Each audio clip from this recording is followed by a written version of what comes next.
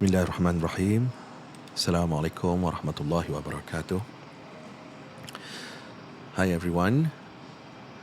First, I would like to heartfelt greet to my lecturer yang berbahagia, Profesor MADYA Dr. Haji Muhammad SHAHNAWI bin MUHMAD PIRUS. Assalamualaikum, Prof. My name is Muhammad RIDZWAN Haji DOLLAH, student ID 2023782431. And today, I'm about to take you through a fascinating case that shaped Malaysian industrial relations, We9Lee versus Sarawak Bank Employees Union 2012. This case, heard by Judge Dato' Yu Jen Ki J in Kuching, really shows us how union disputes affect real people. Before we dive into the case itself, let's set the scene. You know how the banking sector has evolved over the years? Well, in Malaysia, this evolution has deeply affected how bank employees' unions operate. These unions, especially their benevolent funds, have been like a safety net for workers during tough times. This background is crucial for understanding what happened in this case. Employment timeline. Let me walk you through We9Lee's journey. It all started in June 1993 when she joined Public Bank as a bank clerk. By March 1996, she became part of the Sarawak Bank Employees Union. In May 1998, SBEU, the acronym of Sarawak Bank Employees Union, set up a benevolent fund. Members like we paid 20 ringgit monthly. September 2008 saw her first big promotion to training officer, and again in September 2010, she moved up again to operation officer. Dispute timeline. Here's where things get interesting.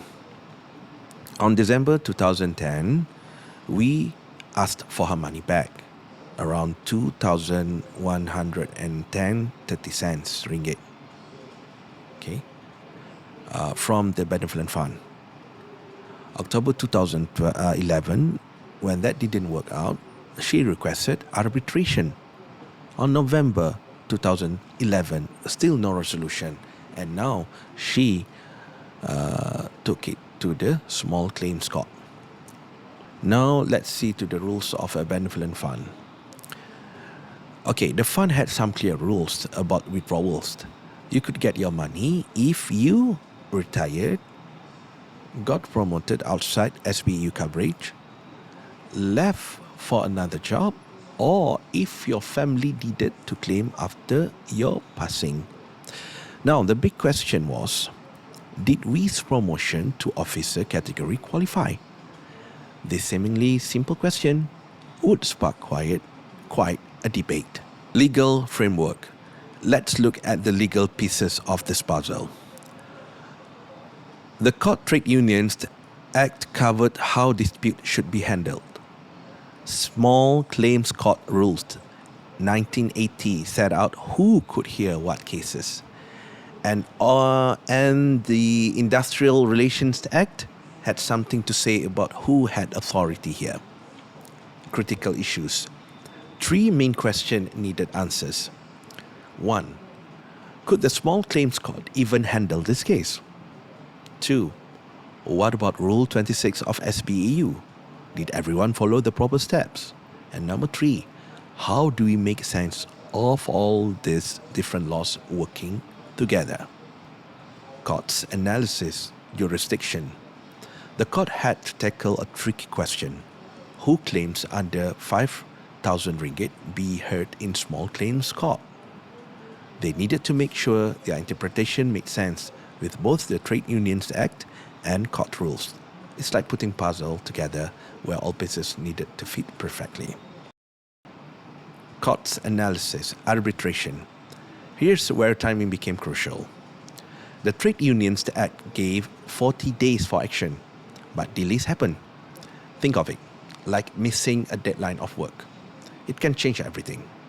The union's response time or lack thereof actually affected their members' right. Now, here's where things got legally interesting. Okay, the case landed in the court, and two critical decisions emerged. First, the practical outcome. The High Court made 4 concrete decisions. First, they allowed Ms. Wee's appeal. Second, they set aside the earlier decision that had dismissed her case. Number 3, third one, put her case back on the list to be heard by a different magistrate. And fourth, make the cost fairer by reducing them from 500 ringgit to 100 ringgit plus 200 ringgit for the appeal. But here where it gets more significant, the court also established 3 key principles that would help everyone in similar situations. Number 1, on where to file your case. Think of it like choosing between a local clinic and big hospital. The court said you don't need to go to the bigger, more expensive court just because you are dealing with a union. For small claims under 5,000 ringgit, you can use the simpler small claims court. It's about making justice accessible and practical. The key significant point number 2, second, on timing and fair play. If you ask for arbitration, think of it as a mediation, and nobody responds for 40 days, that's more than a month. You have the right to take your case to court. The union can't then complain that you should have waited longer. And number 3, on consistent behavior. This one's about playing fair. If an organization starts participating in court proceedings by filing a defense, they can't suddenly turn around and say the court has no authority to hear the case. It's like joining a game and then claiming you never agreed to play. It just doesn't work. So the beauty of this court decision is how it balanced technical legal requirements with practical common sense. The court essentially said, like, hey, let's make the legal system work for the real people with a real problem. So for the halfway presentation, we can see that the key takeaway is something, justice needs both rules and common sense. Okay, this case shows how courts can cut through technical arguments to find solutions that work in the real world.